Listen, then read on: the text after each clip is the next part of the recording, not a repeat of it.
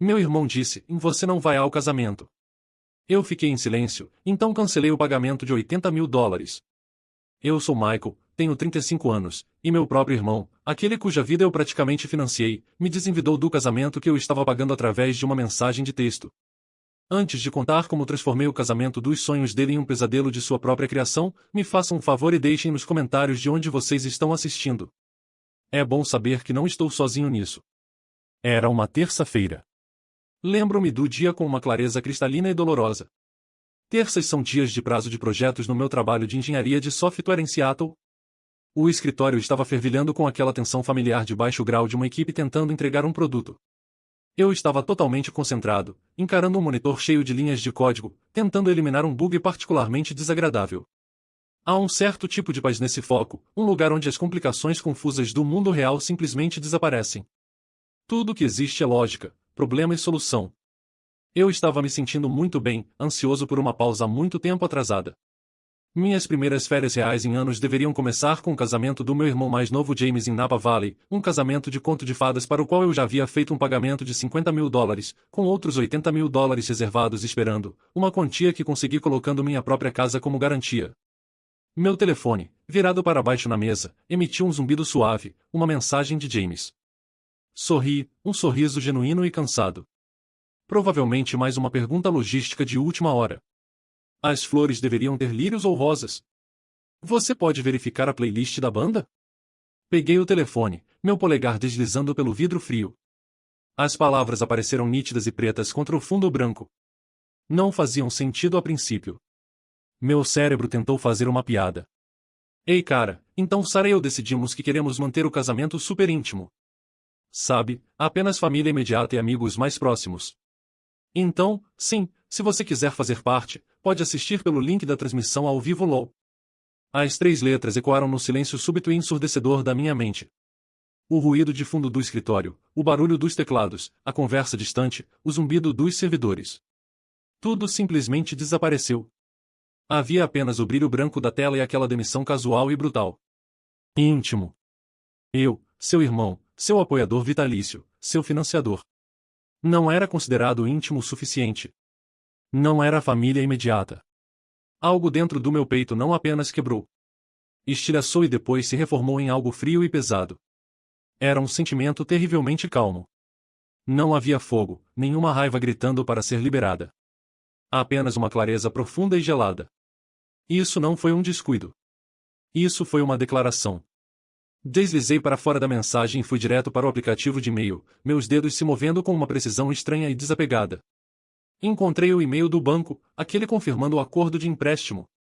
Meus olhos escanearam a frase-chave, o empréstimo de $80.000, garantido pela propriedade na 123 Maple Street, Seattle, WA. Minha propriedade. Minha casa. A única coisa que eu havia trabalhado toda a minha vida adulta para conquistar. Tirei uma captura de tela da mensagem de James.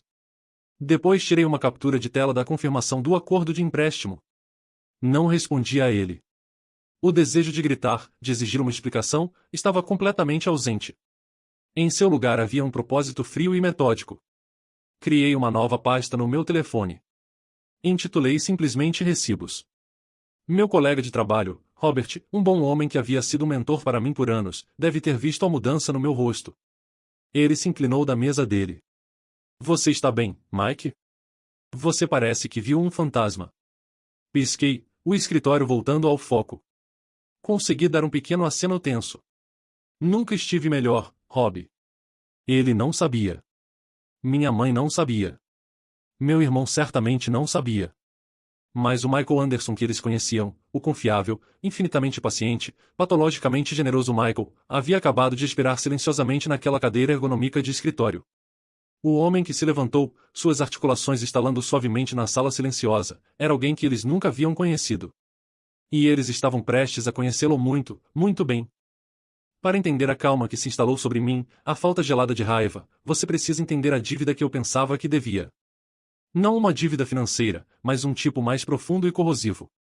Era uma dívida de culpa, de responsabilidade, de uma promessa feita a um homem moribundo. Por 20 anos, eu vinha pagando a um pedaço da minha vida de cada vez. Tudo começou, como essas coisas frequentemente acontecem, com um divórcio bagunçado. Eu tinha 15 anos quando o casamento dos meus pais finalmente implodiu. Era velho o suficiente para entender os insultos codificados, os silêncios amargos, as noites em que minha mãe, Evelyn, se sentava à mesa da cozinha, uma única lâmpada iluminando seu rosto manchado de lágrimas enquanto olhava para uma pilha de contas. James tinha apenas 12 anos, e minha mãe o envolveu em um casulo de amor feroz e protetor. Ele era o sensível, aquele que precisava ser protegido da feiura. Eu era o forte, aquele que deveria entender e suportar. Depois que meu pai se mudou, e depois para outro estado, sua presença em nossas vidas desapareceu de uma realidade para uma ligação semestral. Mamãe conseguiu nossa custódia, e com isso, ela herdou o peso esmagador de ser uma mãe solteira com salário de recepcionista. Eu via seu esgotamento, a preocupação permanente gravada nas linhas ao redor de seus olhos, então eu assumia a responsabilidade. Consegui meu primeiro emprego aos 16, virando hambúrgueres em um restaurante local chamado The Corner Spot. Ainda posso sentir o cheiro, uma mistura de bacon chiando, cebolas fritas e café velho. Eu trabalhava no turno da noite depois da escola, chegava em casa cheirando a gordura, e colocava meus parcos ganhos em dinheiro em um pote de cerâmica no balcão da cozinha. O pote era para mantimentos, para a conta de luz, mas para James era apenas ali. Ele chegava do treino de futebol, bonito e effortlessmente charmoso, mexia no pote e tirava uma nota de 10 ou 20. Cinema com os caras, mas não. Obrigado, ele gritava, exibindo aquele sorriso de $1 milhão que sempre parecia absolvê-lo de tudo. Minha mãe apenas o observava ir, com um olhar carinhoso e cansado no rosto. Se eu protestasse, ela dava tapinhas no meu braço. Ah, Michael, deixe ele ser criança. Ele passou por tanta coisa. Todos nós havíamos passado por tanta coisa. Mas de alguma forma, apenas a dor dele parecia importar. A primeira grande parcela dessa dívida foi seu fundo universitário. Ou melhor, a falta dele. James, com suas boas notas e carisma, foi aceito em uma universidade particular prestigiosa na costa leste. Era seu sonho, um mundo longe do nosso modesto subúrbio de Seattle. Minha mãe estava explodindo de orgulho, mas era um orgulho misturado com pânico absoluto. A mensalidade era mais que seu salário anual. Eu tinha 20 na época, trabalhando como desenvolvedor júnior. Finalmente estava ganhando dinheiro de verdade, meu próprio dinheiro. Tinha uma pequena conta poupança, o início de um sonho de um dia ter meu próprio lugar. Eu tinha planos. Mas então vi o rosto da minha mãe, tão desesperada para dar ao seu menino dourado o mundo. Vi James, praticamente vibrando de empolgação. E vi meus próprios pequenos sonhos, e eles pareciam egoístas em comparação. O forte tinha que ser forte. Não se preocupe, mãe. Eu cuido disso, eu disse. Pelos próximos 4 anos, uma porção significativa do meu salário foi transferida diretamente para o escritório do tesoureiro da universidade. Morei em um apartamento apertado com um colega de quarto e uma torneira perpetuamente vazando enquanto James postava fotos de suas festas no dormitório e viagens de férias de primavera. Minha irmã, Clara, mais nova que nós dois, era a única que questionava isso. Ela era a observadora silenciosa, aquela que via o desequilíbrio. Ela me encontrou uma noite, olhando minha conta bancária online, o saldo deprimentemente baixo depois de um pagamento de mensalidade. E isso está certo, Michael? Ela perguntou, sua voz suave. Ele nem tem um emprego de meio período. Dei a ela a resposta padrão, a que eu vinha dizendo a mim mesmo. Ele precisa focar nos estudos, Clara. Ele tem tanto potencial. O próximo tijolo na parede da minha servidão foi o carro. No verão depois que ele se formou, James, embriagado com sua própria invencibilidade percebida, bateu o carro usado perfeitamente bom que eu havia comprado para ele. Ele estava correndo na rua. Ele me ligou às 2 da manhã, sua voz trêmula. Mas era o aborrecimento do inconveniente, não o choque de uma experiência de quase morte. O carro está totalmente quebrado, Mike. Meu seguro vai às alturas. Como vou chegar às entrevistas de emprego? Dirigi 3 horas para buscá-lo. Nossa mãe já estava lá, se preocupando com ele, verificando se havia arranhões enquanto ignorava os destroços metafóricos de sua irresponsabilidade. Ele cometeu um erro tolo, ela disse, suas palavras sendo um escudo protegendo-o da minha raiva. Ele é um bom menino no coração, um bom menino de 22 anos. Acabei sendo fiador do empréstimo para um sedã novo. Minha pontuação de crédito, que eu havia construído meticulosamente, agora estava acorrentada à sua imprudência. Mas a verdadeira âncora, aquela que me acorrentou a esse papel por mais de uma década, foi a promessa. A saúde do meu pai havia declinado rapidamente após o divórcio. Alguns anos depois, ele teve um ataque cardíaco massivo. A última vez que o vi foi em um quarto de hospital estéril e bege que cheirava a alvejante medo. Ele era uma sombra do homem que eu lembrava, perdido em um mar de lençóis brancos. Ele apertou minha mão, a dele parecendo um feixe de gravetos secos. Michael, ele sussurrou, seus olhos se fixando nos meus com uma intensidade desesperada. Sua mãe? Ela é cega quando se trata de James. Ele tem um bom coração, mas é um sonhador. Ele não tem sua força, seu bom senso.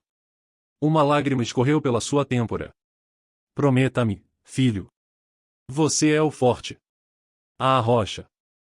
Prometa-me que sempre cuidará dele. Não deixe ele cair. Seu pai está no leito de morte. O que você faz? Você faz a promessa. Você carrega o peso. Essa promessa foi a razão pela qual investi $30.000 em sua chamada startup de tecnologia, um empreendimento que evaporou em 6 meses, deixando para trás uma trilha de recibos de restaurantes chiques e uma viagem para Las Vegas. Foi a razão pela qual cobri seu aluguel pela maior parte de um ano quando ele estava se encontrando. Toda vez que eu queria dizer não, ouvia a voz do meu pai, um sussurro fantasmagórico na minha consciência. Não deixe ele cair. Clara chamava isso pelo que era. Você não é mais o irmão dele, Michael, ela me disse um dia, sua frustração finalmente fervendo. Você é o banco pessoal dele. Você é a rede de segurança dele. Ele nunca vai crescer enquanto você estiver lá para segurá-lo. Você não consegue ver isso? Meu colega Robert, a coisa mais próxima de uma figura paterna que eu tinha no trabalho, foi ainda mais direto. Estávamos almoçando, e eu havia acabado de contar como tive que pagar o cartão de crédito no limite do James. Mike, ele disse, colocando o garfo e me olhando diretamente nos olhos. Vou dizer isso como amigo. Você precisa pensar na sua própria vida. Você quer uma casa, certo? Quer conseguir aquela promoção para arquiteto sênior? Cada dólar que você dá a ele é um dólar que você rouba do seu próprio futuro. Família é importante, mas há uma diferença entre uma tábua de salvação e uma âncora. Ele é uma âncora, e está te puxando para baixo. Eu os ouvia, mas a promessa era mais alta. Então quando James ficou noivo de Sarah, fiquei inundado de alívio. Ela era de uma família rica e estabelecida. Era isso. Era ele finalmente colocando sua vida nos eixos. O casamento, naturalmente, tinha que ser um evento para lembrar. Um espetáculo digno do nome Wellington. 300 convidados, uma vinícola em Napa Valley, um organizador de casamentos de celebridades. O orçamento era obsceno. A reunião familiar foi previsível.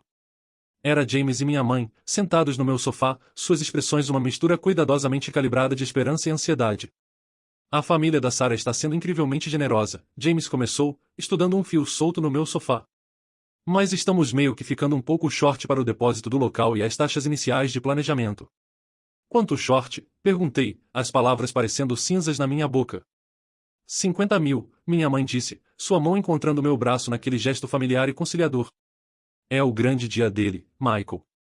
Um momento único na vida. Só queremos que seja perfeito para ele. Olhei minha conta poupança mais tarde naquela noite. O número era saudável, resultado de anos de trabalho disciplinado. Era meu fundo para casa. Meu futuro. Pensei no meu pai. Não deixe ele cair. A transferência foi feita na manhã seguinte. Um mês depois, o outro sapato caiu. O banco não vai aprovar o empréstimo principal sem um fiador com bens significativos, James explicou pelo telefone. Sua voz acelerada. Os pais da Sarah têm seus bens presos em fundos. É uma coisa fiscal complicada. Eles não podem fazer isso. Era sempre uma coisa complicada. Ele estava me pedindo para colocar minha casa, a casa que eu nem havia comprado ainda mais já havia garantido nos meus sonhos, como garantia para sua festa. Por favor, Mike, ele disse. Sua voz caindo para o tom de súplica que ele sabia que eu não conseguia resistir. É a última coisa que vou pedir de você. Eu juro. Acreditei nele. Deus me ajude, eu realmente acreditei nele. Fui ao banco. Assinei os papéis. Acorrentei meu futuro à sua fantasia. Então, você vê, quando sentei na minha cadeira de escritório lendo aquela mensagem, não era apenas uma mensagem. Era a fatura final por 20 anos de serviço. Era a combinação do restaurante, do carro, da startup, do aluguel, da promessa. Ele não havia apenas me desenvidado. Ele havia declarado, nos termos mais claros possíveis, que meu sacrifício, minha lealdade, minha própria existência em sua vida era inútil para ele além de seu valor monetário. E enquanto eu sentava lá, o peso de tudo finalmente se estabeleceu. Não como um fardo, mas como uma fundação. Uma fundação de fato. Olhei para a foto do meu pai no meu telefone. Me desculpe, pai, sussurrei. Tentei. Eu realmente tentei. Mas cuidar dele não pode significar deixá-lo me destruir. A calma não era apenas um sentimento mais. Era uma decisão. Uma guerra estava chegando, e pela primeira vez eu estava pronto para lutar por mim mesmo. A manhã seguinte pareceu diferente. O céu de Seattle estava em seu tom habitual de cinza nublado. Mas para mim, o mundo parecia mais nítido, cores mais vívidas. Não dirigi para o trabalho. Minha primeira parada foi um prédio alto no centro da cidade com uma vista panorâmica de Puget Sound. Passei a maior parte da noite anterior não dormindo, mas pesquisando. Pesquisei fóruns legais, artigos sobre direito contratual e avaliações dos melhores advogados financeiros da cidade. Eu era um engenheiro de software. Toda a minha carreira foi construída na lógica, entender sistemas e explorar fraquezas nesses sistemas. Pela primeira vez, estava aplicando esse conjunto de habilidades ao sistema operacional falho da minha própria vida. O escritório de advocacia Davis e Finn ficava no 34º andar. A senhora Eleanor Davis era exatamente o que suas avaliações de 5 estrelas prometiam. Afiada, impecavelmente vestida, e com um ar de competência sem nonsense que imediatamente me tranquilizou. Ela ouviu sem interrupção enquanto eu expunha as últimas 2 décadas da minha vida. Minha voz firme e factual. Não estava lá por simpatia. Estava lá por estratégia. Coloquei meu telefone na sua vasta mesa de mogno e mostrei a ela a mensagem de texto. A gravação de áudio que Clara havia me dado, o acordo de empréstimo e a prova da minha transferência de $50.000. Ela revisou tudo, sua cara de pôquer impenetrável. Após um longo silêncio, ela se recostou na cadeira de couro e me olhou. Um lampejo de algo. Não pena, mas apreciação profissional em seus olhos. Sr. Anderson, ela disse, sua voz nítida. Seu irmão é um tolo. Um descarado. Mas mais importante, ele cometeu um erro crítico. Ao fazer você garantir este empréstimo com sua residência principal, ele fez de você uma parte indispensável do acordo. Você não é apenas um benfeitor, você é o eixo financeiro. Você tem direitos significativos. Então qual é o primeiro movimento? Perguntei. O primeiro movimento é nunca engajar a parte emocional, ela disse, um sorriso predatório e tênue tocando seus lábios. Não ligamos para seu irmão. Não ligamos para sua mãe. Vamos diretamente à fonte do poder, o banco. Vamos redigir e enviar um aviso formal de intenção de retirar garantia, citando uma mudança material e prejudicial nas circunstâncias pessoais e financeiras do acordo. Era lindo. Era limpo, profissional e devastadoramente eficaz. Era um movimento em um tabuleiro de xadrez, e eu não era mais um peão. Saí do escritório dela sentindo como se tivesse acabado de receber um escudo e uma espada. Seguindo suas instruções ao pé da letra, enviei o e-mail que ela havia redigido para o oficial de empréstimos do banco com a senhora Davis em cópia. Então fiz a coisa mais difícil e mais libertadora que havia feito em anos. Desliguei meu telefone por 5 horas. Fui ao Discovery Park e apenas caminhei, sentindo a brisa marinha no meu rosto. Observei as balsas deslizarem pela água. Não estava pensando em vingança. Estava pensando em como minha vida poderia ser sem o peso constante das expectativas de outra pessoa. Às 15 horas, sentei no meu carro e liguei o telefone. A explosão digital que se seguiu foi tudo o que eu esperava. 42 chamadas perdidas. 25 de James. 17 da minha mãe.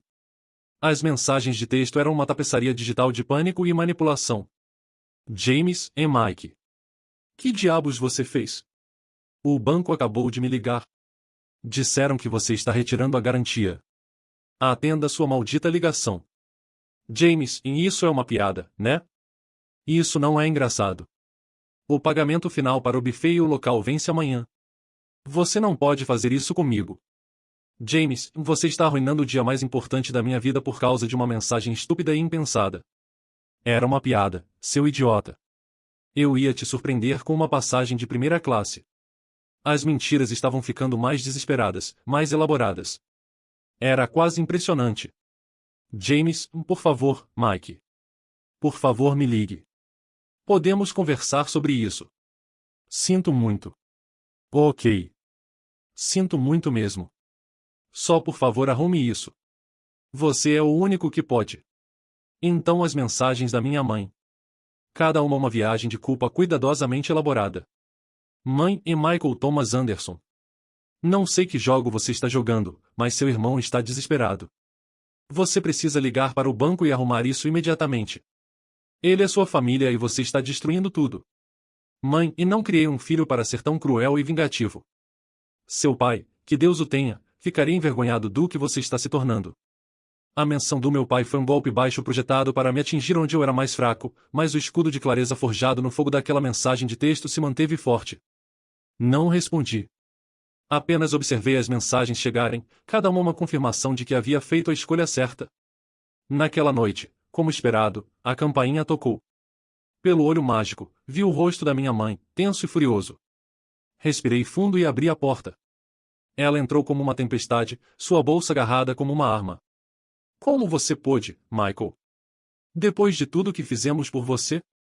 Depois de todos os sacrifícios? A absurdidade de suas palavras me fez querer rir. Sacrifícios? Nós. Mãe, olhe ao redor deste apartamento. Eu paguei por ele. A comida na minha geladeira, as roupas que estou vestindo. Ganhei tudo isso. Assim como ganhei o dinheiro para o diploma universitário de James. Seu carro, seu negócio fracassado, e este casamento ridiculamente caro para o qual ele sentiu que eu não era bom o suficiente para comparecer. Ele é seu irmão, ela retrucou, sua voz subindo com uma indignação que me deixou perplexo. É seu dever, como mais velho e bem-sucedido, ajudá-lo. Ele precisa deste casamento para seu futuro, para sua conexão com a família da Sarah. Você está sendo egoísta e está nos envergonhando a todos. A única pessoa que ele está envergonhando é ele mesmo, eu disse, minha voz perigosamente calma. Ele fez uma escolha. Só não está acostumado com suas escolhas terem consequências. Ele sempre teve a mim para pagá-las. Você precisa saber seu lugar nesta família, Michael, ela disse, sua voz caindo para um sibilo baixo e intenso. James é quem precisa de apoio. Você sempre foi o estável. Seu papel é ser a rocha. Não é seu lugar ter sentimentos feridos. Não era meu lugar ter sentimentos feridos. Era isso. Era o núcleo de tudo. Eu não era uma pessoa para ela. Era um utilitário, um recurso, uma função. Não, mãe, eu disse, e a frieza na minha própria voz me surpreendeu. Meu papel é ser um filho, não um servo. Meu lugar é em uma vida que construo para mim mesmo. Terminei de ser a rocha para todos os outros se apoiarem. Esta conversa acabou. Caminhei até a porta e a abri. Acho que você deveria ir agora. O choque no rosto dela foi absoluto. Em 35 anos, eu nunca a havia desafiado, nunca havia resistido às suas manipulações. Ela me encarou como se eu fosse um estranho, então se virou e saiu, batendo a porta com tanta força que um porta-retrato na parede balançou. O silêncio que ela deixou para trás era pesado. Por um momento, o escudo vacilou. A voz da dúvida sussurrou, você é o monstro que eles pensam que você é? Então, outra batida, mais suave desta vez. Era Clara, minha irmã quieta e leal. No momento em que abri a porta, ela entrou e me envolveu em um abraço feroz. Ela não disse nada por muito tempo. A apenas segurou firme. Estou tão orgulhosa de você, Michael, ela finalmente sussurrou no meu ombro, e senti a última de minhas dúvidas se dissolver, substituída por uma onda de gratidão. Sentamos no sofá, e mostrei a ela tudo. A mensagem, o e-mail da advogada, a enxurrada de mensagens de James e nossa mãe. Ela apenas ouviu, sua expressão uma mistura de tristeza e validação sombria. Eu sabia que este dia chegaria, ela disse. Só rezava para que você encontrasse a força antes que eles tirassem tudo de você. Ela mordeu o lábio, depois puxou seu telefone. Há algo que você precisa ouvir. Me senti mal por guardar isso por quase um ano, mas não queria ser a pessoa a quebrar seu coração. Mas agora você precisa ouvir a verdade, da própria boca dele. Ela explicou sobre a gravação acidental, a ligação no bolso. Apertou play. O áudio estava sinistramente claro. Era James, sua voz cheia de arrogância jovial, falando com um de seus amigos. Não, cara, Michael está cobrindo a maior parte, ele estava dizendo, seguido por uma risada. Você o conhece, ele é basicamente uma carteira ambulante. Desde que você jogue a carta do eu te admiro, mas não e o faça se sentir como responsável, ele assina qualquer coisa. Na verdade é meio patético, mas ei, funciona para mim. Uma carteira ambulante. Patético. O ar saiu dos meus pulmões em um suspiro silencioso. É uma coisa suspeitar de uma verdade terrível. É outra coisa inteiramente tê-la confirmada. falada na própria voz do seu irmão, pingando com tal desprezo casual e alegre. A mão de Clara encontrou a minha na luz fraca da sala de estar. Sinto muito, muito mesmo, Michael. Balancei a cabeça. Uma paz estranha e profunda se instalando sobre mim. A gravação não foi um desgosto. Foi uma libertação. Era a peça final e inegável de evidência de que eu não era um monstro. Eu era aquele que havia sido predado. Não sinta pena, eu disse. Minha voz sólida como rocha. Você acabou de me entregar uma arma nuclear, e não tenho medo de usá-la. Os dias que se seguiram foram o olho da tempestade. O ataque digital de James e minha mãe cessou, substituído por um silêncio pesado e ameaçador.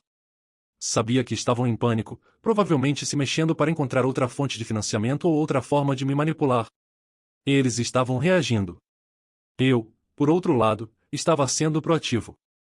Minha dor havia queimado, deixando para trás um foco frio e afiado. Não estava esperando pelo próximo movimento deles.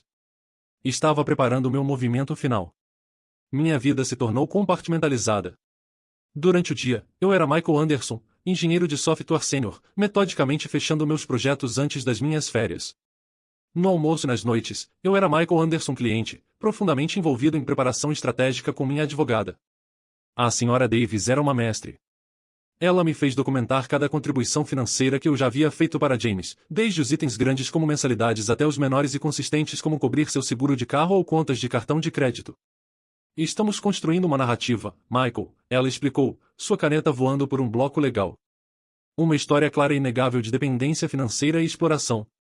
Foi durante esta preparação meticulosa que descobrimos a próxima camada de sua decepção.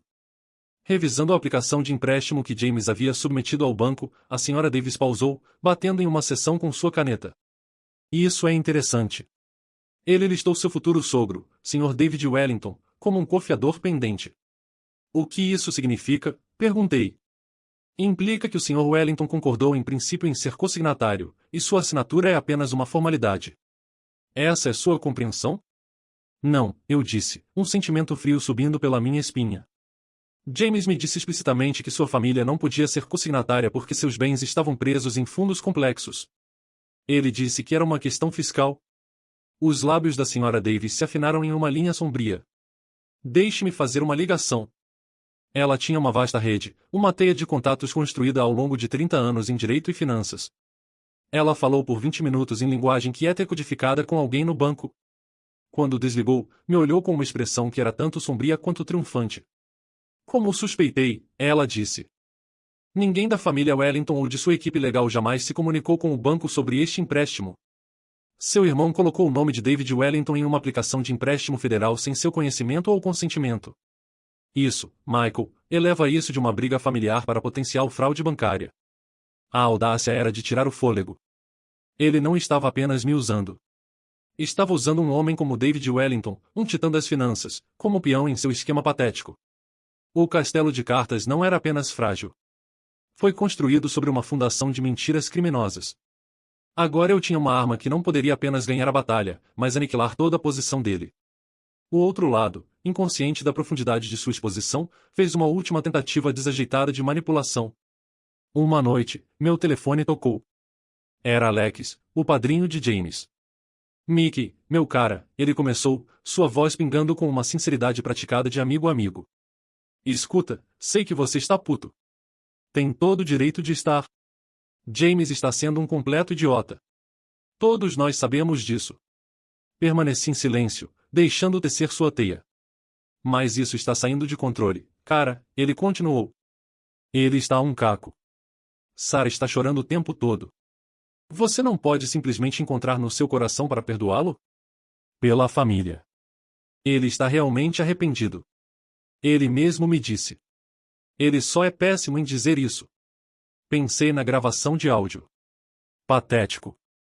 Pensei na aplicação de empréstimo fraudulenta. David Wellington.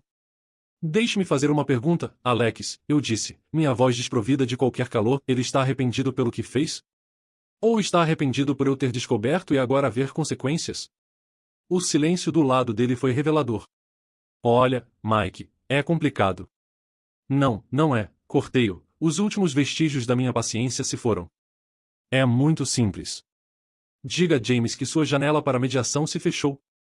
Diga a ele que minha advogada entrará em contato. E então perca meu número. Desliguei o telefone antes que ele pudesse gaguejar outra palavra. O movimento final foi feito pelo banco.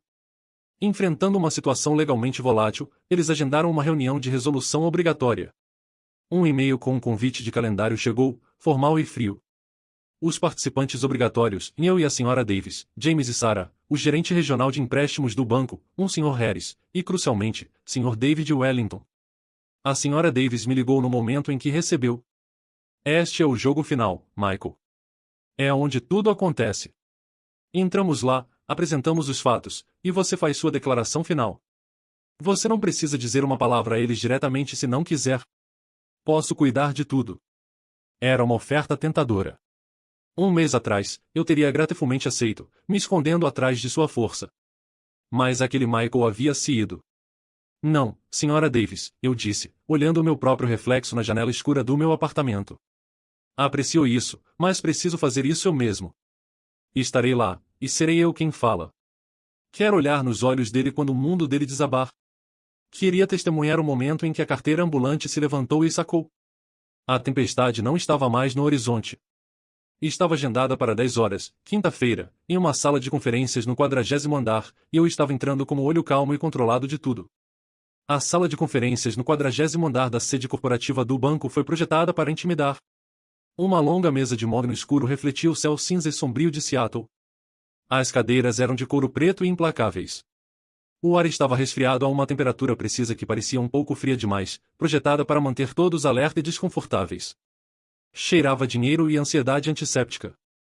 A Sra. Davis e eu chegamos 10 minutos mais cedo. Ela deu um aperto firme e tranquilizador no meu braço. Respirações profundas, Michael. Temos os fatos. Os fatos são nossa armadura. Mantenha-se no plano. Assenti, meu coração batendo um ritmo firme e pesado contra minhas costelas, mas minhas mãos, descansando na superfície fria da mesa, estavam perfeitamente paradas.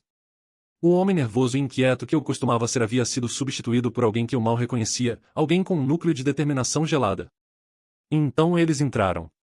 O ar na sala instantaneamente mudou, ficando espesso com tensão. James entrou primeiro, parecendo um homem caminhando para sua própria execução. Seu cabelo usualmente impecável estava ligeiramente desalinhado. Seu rosto estava magro e pálido, e ele se recusou a encontrar meus olhos. Ele foi seguido por Sarah, uma visão em um vestido de grife que parecia mais armadura que roupa. Seu rosto era uma máscara cuidadosamente construída de indignação altiva, mas seus olhos corriam pela sala, traindo um pânico profundo. E então David Wellington entrou. Ele era o centro de gravidade na sala. No final dos 60, com uma juba de cabelo prateado e um terno que era um testemunho silencioso de Savile Row, ele exalava uma aura de controle absoluto. Ele não parecia bravo. Parecia entediado, profundamente irritado que seu tempo valioso estava sendo desperdiçado em um assunto tão sórdido. Seu olhar frio e avaliativo varreu a sala, demorou em James com um lampejo de desprezo, e então passou por mim como se eu fosse parte da mobília. No mundo dele, eu era completamente insignificante. O gerente do banco, um homem nervoso e suando chamado Sr. Harris, entrou por último e tomou seu lugar na cabeceira da mesa. Ele mexeu seus papéis, pigarreou, e começou. Obrigado a todos por comparecerem, ele começou, sua voz um pouco alta demais. Estamos aqui para resolver a situação relativa ao empréstimo do evento para o casamento do Sr. James Anderson e Sra. Sarah Wellington. Para ser perfeitamente claro na posição do banco, o empréstimo de $80 mil, que foi garantido pelo Sr. Michael Anderson usando sua residência principal como garantia, está atualmente congelado pendente resolução. Ele olhou diretamente para mim. O Sr. Michael Anderson, através de seu conselho legal, emitiu um aviso formal de intenção de retirar sua garantia. Devo ser claro, sem essa garantia, o banco não irá e não pode liberar os fundos. Além disso, o empréstimo seria chamado, vencendo integralmente, efetivo imediatamente. O silêncio na sala era tão espesso que você poderia cortá-lo com uma faca. 5 pares de olhos estavam agora em mim. James finalmente me olhou, seus olhos arregalados com um terror desesperado e suplicante. Sarah me encarou, seu ódio uma força palpável. David Wellington simplesmente me observou, sua expressão inalterada, como um biólogo observando um espécime sob um microscópio. Foi David quem quebrou o silêncio, sua voz um rugido baixo e poderoso que comandava a atenção. Ele não estava se dirigindo a mim, estava se dirigindo ao seu futuro genro. James, fui informado pela minha filha que isso era um erro clerical menor que seria resolvido em 5 minutos. Explique-se. James engoliu, um movimento visível na garganta. Senhor. Michael ele é meu irmão.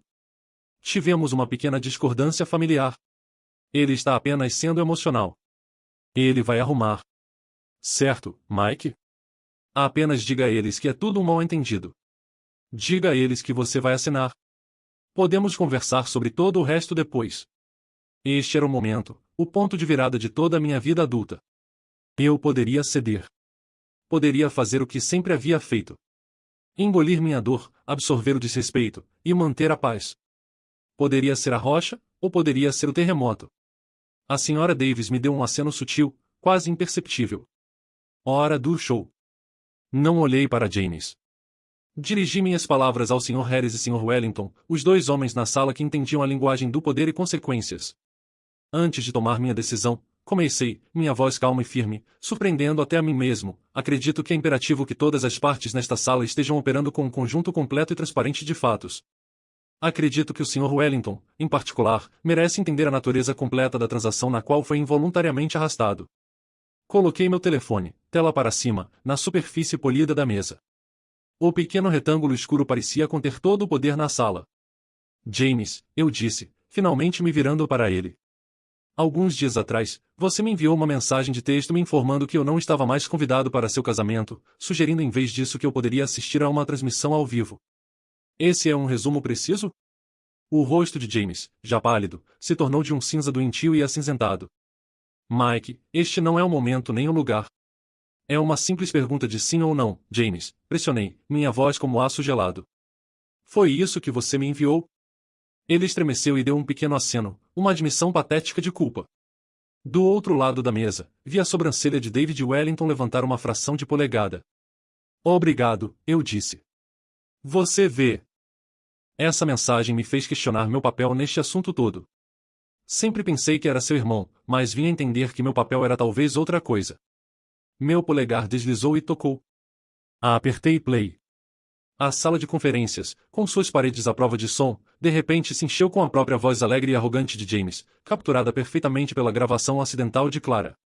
Ele é basicamente uma carteira ambulante.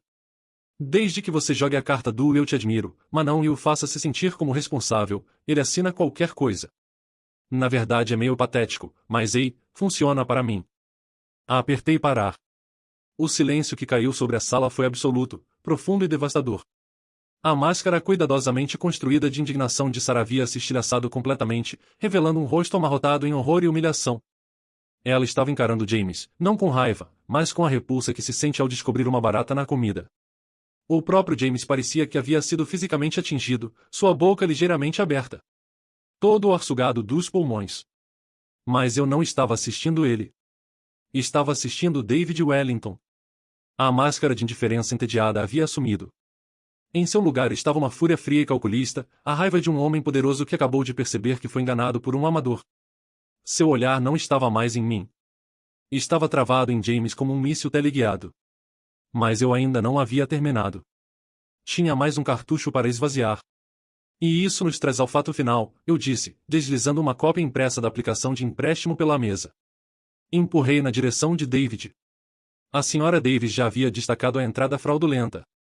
Sr. Wellington, este documento, uma aplicação de empréstimo federal, foi submetido ao banco com seu nome listado como confiador pendente. Pode por favor confirmar para o Sr. Harris e para o registro que você deu ao meu irmão seu consentimento para fazer isso? David pegou o papel. Ele o segurou com 2 dedos, como se estivesse contaminado. Ele não precisava falar. O apertar perigoso de sua mandíbula, a forma como um músculo saltou em sua têmpora, já era a resposta suficiente. Ele havia sido mentido, e seu nome poderoso havia sido usado pelo garoto lamentável e patético que ousava tentar se casar em sua família. Me recostei na minha cadeira. Checkmate. O Sr. Harris estava suando profusamente agora, dado em sua testa com um lenço. Isso é profundamente perturbador. Isso poderia ser motivo para uma investigação federal de fraude. Isso não será necessário, David Wellington disse, sua voz um rosnado baixo e mortal. Ele dobrou a aplicação com precisão cirúrgica e a deslizou no bolso interno de seu terno. Ele finalmente me olhou, diretamente, e pela primeira vez, vi algo além de desprezo em seus olhos. Não era bondade. Não era simpatia. Era o respeito stark e frio de um predador reconhecendo a habilidade de outro. Ele então se levantou para sua altura imponente completa, sua sombra caindo sobre a mesa. Voltou sua atenção furiosa completa para James. O casamento está cancelado. Papai, não, Sarah suspirou, sua voz estridente de pânico.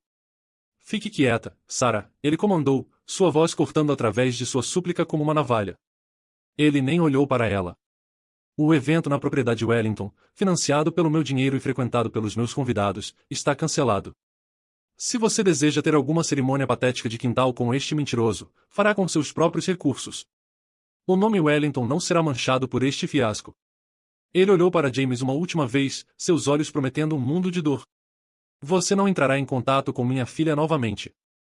Você não se aproximará da minha família ou dos meus interesses comerciais. Se o fizer, desencadearei uma equipe de advogados sobre você que fará você sentir nostalgia do dia em que nasceu. Com um aceno cortês e quase imperceptível na minha direção, David Wellington se virou e saiu da sala, deixando uma cratera de silêncio em sua esteira. Sarah agora estava soluçando incontrolavelmente, seu rosto enterrado nas mãos. James sentou congelado, seu mundo completamente demolido no espaço de 5 minutos. O Sr. Harris, parecendo aterrorizado, se voltou para mim. Bem, à luz de tudo isso, Sr. Anderson, sua decisão final sobre a garantia? Me levantei, sentindo uma leveza estranha. Olhei para meu irmão, este estranho quebrado do outro lado da mesa. Não havia alegria, nenhum senso de vitória. Apenas um senso quieto, profundo e final de liberação. Não, Sr. Harris, eu disse, minha voz clara e firme. Não estarei assinando. Estou oficialmente retirando minha garantia, efetivo imediatamente. A Sra. Davis reuniu nossas coisas. Caminhamos em direção à porta, deixando os destroços para trás. Quando a porta pesada se fechou atrás de nós, não olhei para trás. Não havia nada lá para eu ver. No momento em que a porta da sala de conferências se fechou, pareceu que uma válvula de pressão havia sido liberada dentro da minha própria cabeça. O ar no corredor, ainda gelado e estéril, parecia diferente. Conseguia respirar novamente. Caminhando em direção ao elevador, não senti a adrenalina triunfante que poderia ter esperado. Não havia vontade de celebrar. Em vez disso, havia apenas uma calma vasta e quieta. Era o sentimento de uma febre longa e debilitante finalmente quebrando, deixando para trás um senso profundo de exaustão e paz. A Sra. Davis caminhou comigo para fora do prédio e para a rua movimentada de Seattle. Os sons da cidade, o trânsito, a buzina distante da balsa, o bate-papo dos pedestres, parecia fundamentado, real. Você foi magnífico lá dentro, Michael, ela disse, sua postura profissional usual amolecendo ligeiramente. Você foi controlado, factual e absolutamente devastador. Vi litigantes experientes com menos compostura. Não poderia ter feito sem você, Sra. Davis, eu disse, e eu quis dizer isso. Obrigado por me ajudar a encontrar minha voz. Apertamos as mãos, e pela primeira vez no que parecia uma vida inteira, me senti como um participante ativo no meu próprio futuro, não apenas um espectador. O dia oficial do casamento, o dia que uma vez havia parecido tão grande no meu calendário, veio e se foi uma semana depois com uma ondulação na minha vida. Só soube porque Clara me ligou. Não houve grande celebração em Napa, nenhum quarteto de cordas, nenhum banquete de 300 convidados. Clara havia ouvido através da rede familiar, que agora estava fervilhando com uma versão distorcida e sensacionalizada da história, que Sarah havia seguido em frente. Contra os desejos explícitos de seu pai e sem um centavo do dinheiro dele, ela e James haviam realizado uma cerimônia pequena e apressada no quintal da casa suburbana modesta da mãe. Um primo havia postado algumas fotos em uma página de mídia social privada antes de ser instruído a removê-las. Clara descreveu as imagens para mim. Um punhado de convidados parecendo desconfortáveis em cadeiras de jardim compatíveis, flores murchas compradas em loja, e James e Sarah em pé sob uma treliça de aparência barata. Ela disse que James parecia um fantasma em seu próprio casamento, seus olhos vazios. O sorriso de Sarah, Clara disse, não chegava aos olhos. Era um corte brittle e desesperado de batom vermelho. Minha mãe, Evelyn, estava no fundo de uma foto, seu rosto uma máscara tempestuosa de fúria e derrota. Eu, é claro, não fui convidado. Desta vez, a exclusão nem registrou como um desrespeito. Era simplesmente um fato tão relevante para mim quanto o clima em um país distante. Passei aquele sábado reclamando minha própria vida. Peguei o conselho há muito tempo de Robert e dirigi até a trilha do Mount Si. Caminhei por horas, sentindo a queimação satisfatória nos pulmões e a dor nas coxas enquanto me forçava pela inclinação íngreme. No topo, fiquei em um afloramento rochoso, o vento chicoteando meu cabelo pelo rosto, e olhei para a extensão de tirar o fôlego das montanhas Cascade. Parecia que o vento estava esfregando o último resíduo dos últimos 20 anos, soprando a culpa, a obrigação, o peso sufocante daquela promessa. Eu não era um irmão, não era um filho, não era uma carteira ambulante. Era apenas um homem numa montanha, e pela primeira vez, isso parecia mais que suficiente. O confronto final veio alguns dias depois. Sabia que era inevitável. A batida na porta do meu apartamento foi hesitante, quase tímida. Abri para encontrar James. A mudança nele foi chocante.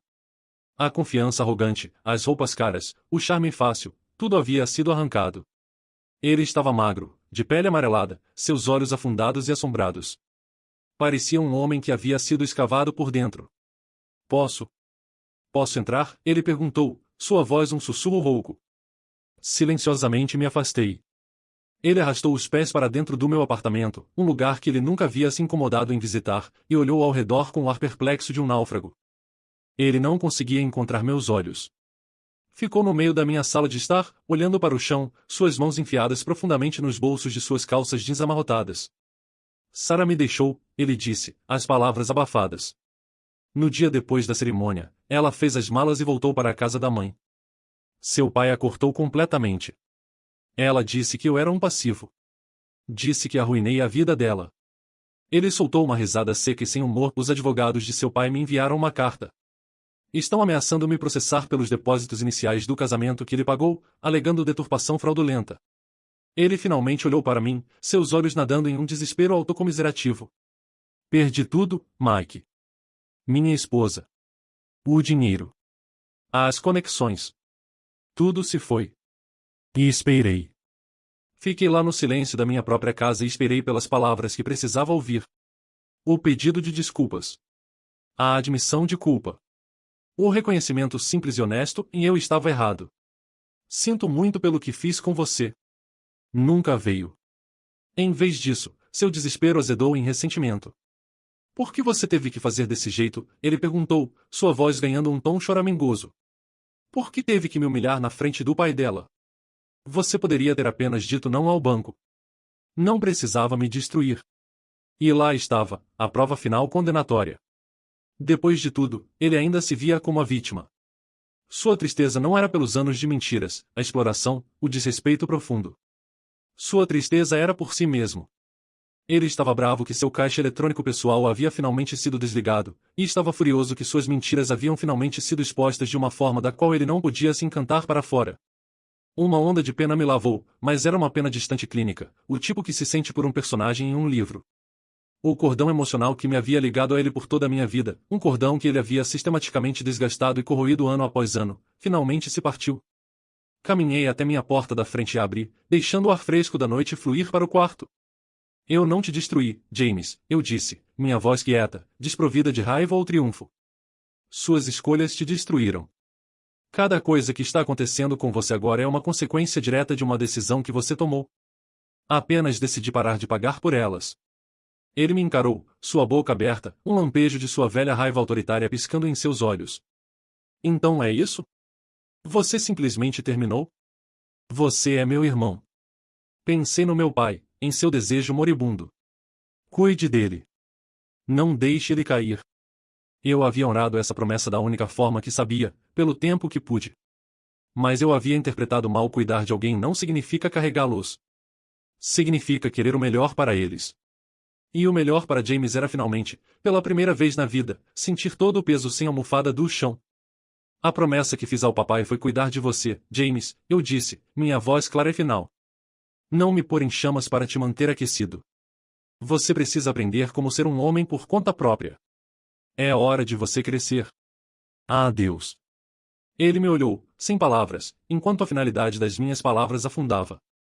Então, com uma curvatura derrotada e quase infantil dos ombros, ele se virou e saiu do meu apartamento e, com isso, da minha vida. Enquanto fechei e tranquei a porta, não senti tristeza. Não senti raiva. Apenas senti silêncio. Era o silêncio profundo e purificador de um quarto depois que uma tempestade violenta passou, deixando tudo pronto para ser reconstruído, mais forte que antes.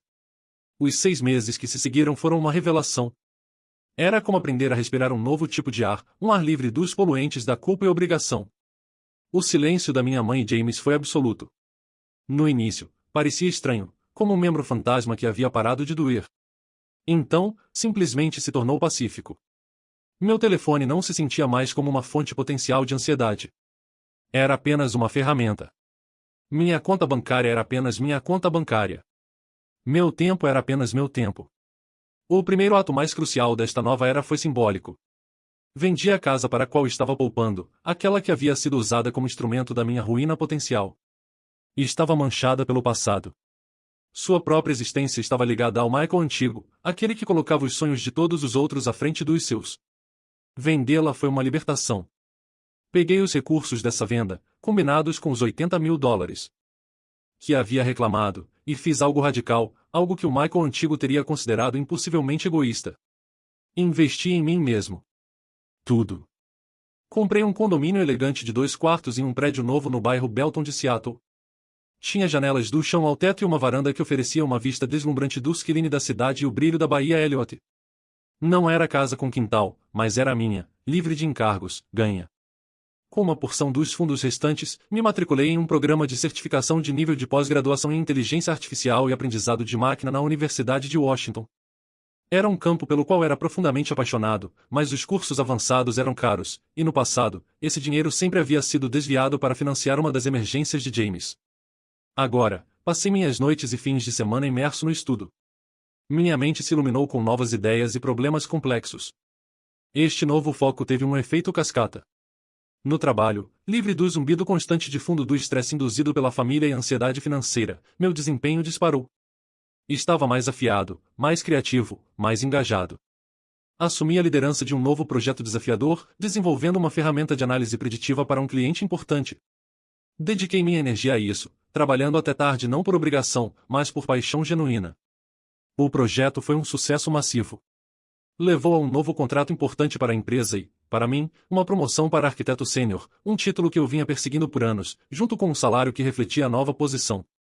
Não estava mais apenas sobrevivendo, estava prosperando.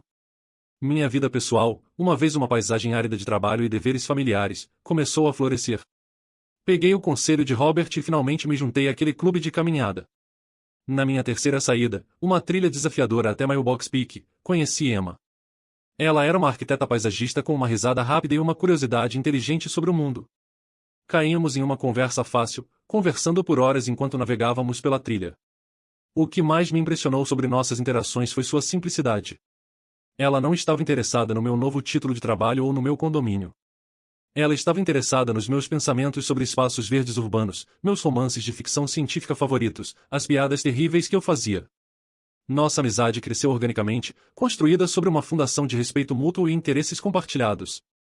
Era um relacionamento saudável e equilibrado, um conceito que parecia revolucionário para mim. Emma não queria nada de mim, ela apenas parecia gostar de estar comigo. Clara permaneceu minha única conexão familiar sólida. Nossos jantares semanais se tornaram um ritual querido, um porto seguro.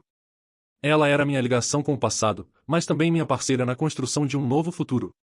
Ela me contou que nossa mãe, Evelyn, estava amarga e isolada. Havia tentado reunir a família estendida ao seu lado, para me pintar como o vilão de coração frio que havia abandonado seu irmão. Mas Clara, em sua forma quieta e firme, havia intervindo. Ela havia calmamente e factualmente contado aos nossos tios e tias a história completa, completa com a gravação da carteira ambulante. Enfrentados com a verdade inegável, a maioria deles havia recuado, horrorizados, deixando minha mãe sozinha com seu menino dourado. James, Clara disse, estava trabalhando em um emprego de varejo em uma grande loja. Estava morando em um apartamento pequeno e deteriorado em uma parte difícil de Tacoma. Estava pagando seu próprio aluguel pela primeira vez em sua vida adulta. Estava lutando, mas estava sobrevivendo. Era uma educação dura e necessária. Uma noite, estava navegando pelo LinkedIn, atualizando meu perfil com minha nova promoção, quando recebi uma solicitação de mensagem. O nome, Lisa Moreno, era vagamente familiar. A foto do perfil mostrava uma mulher de aparência confiante no início dos 30. Sua mensagem era breve e direta. Oi Michael, você provavelmente não se lembra de mim. Sou analista em uma empresa de gestão de patrimônio agora, mas namorei seu irmão James por um tempo no início dos meus 20 anos. Um colega meu é primo distante dos Wellingtons, e ouvi uma versão muito censurada da história sobre o casamento cancelado e a disputa financeira. Fiz algumas pesquisas. Só queria entrar em contato e dizer que estou incrivelmente feliz que você se defendeu. Você fez a coisa certa. Fiquei atônito. Lembrava da Lisa. Ela havia sido brilhante, engraçada, ambiciosa. Eu havia gostado dela. O término deles havia sido abrupto e inexplicado. Digitei de volta uma mensagem curta, agradecendo suas palavras gentis. 1 minuto depois, ela respondeu. Ele fez a mesma coisa comigo. Em escala menor, mas o mesmo manual. Ele me vendeu essa ideia brilhante de startup de tecnologia que tinha. Eu era jovem, acreditei nele, e investi $10.000.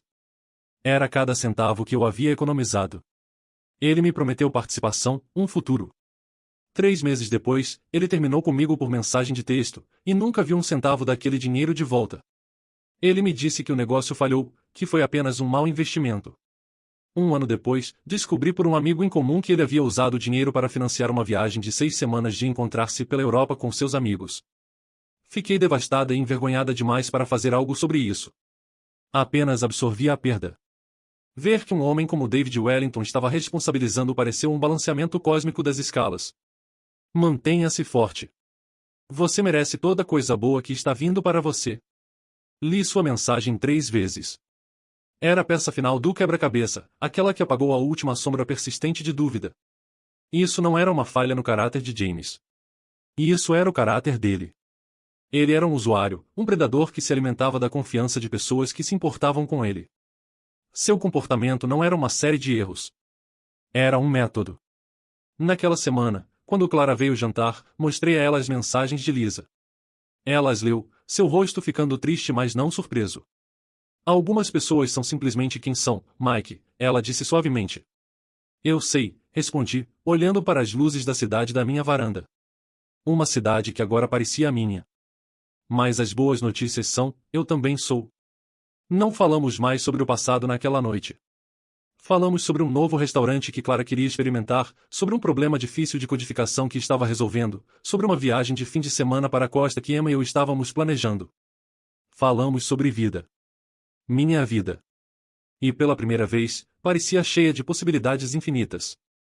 Então essa é minha história. Faz pouco mais de 1 ano desde aquele dia na sala de conferências do banco.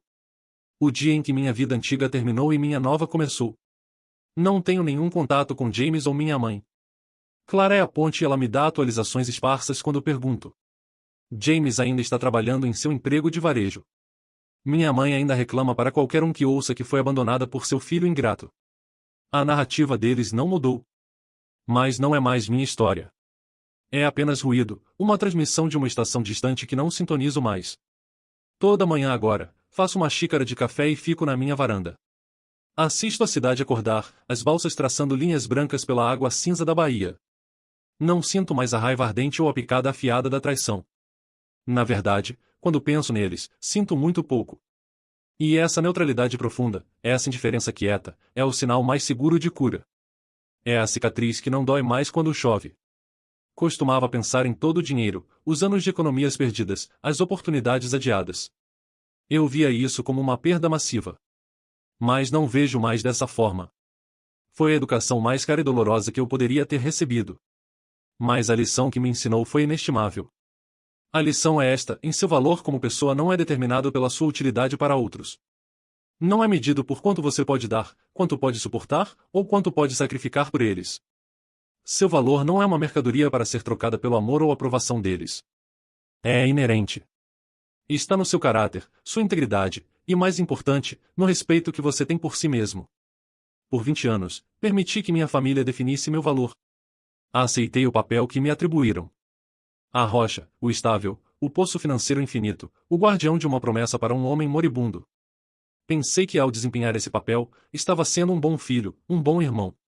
Mas não estava. Estava apenas permitindo sua disfunção e me apagando no processo. Meu verdadeiro valor não estava na minha conta bancária. Estava na espinha que finalmente descobri que tinha. Estava na força do homem que aprendeu, aos 35 anos. Como dizer um não claro e inequívoco.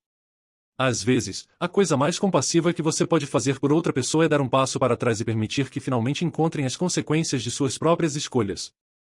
E a coisa mais compassiva que você pode fazer por si mesmo é se afastar de qualquer um que o vê como um meio para um fim, uma carteira em vez de um ser humano.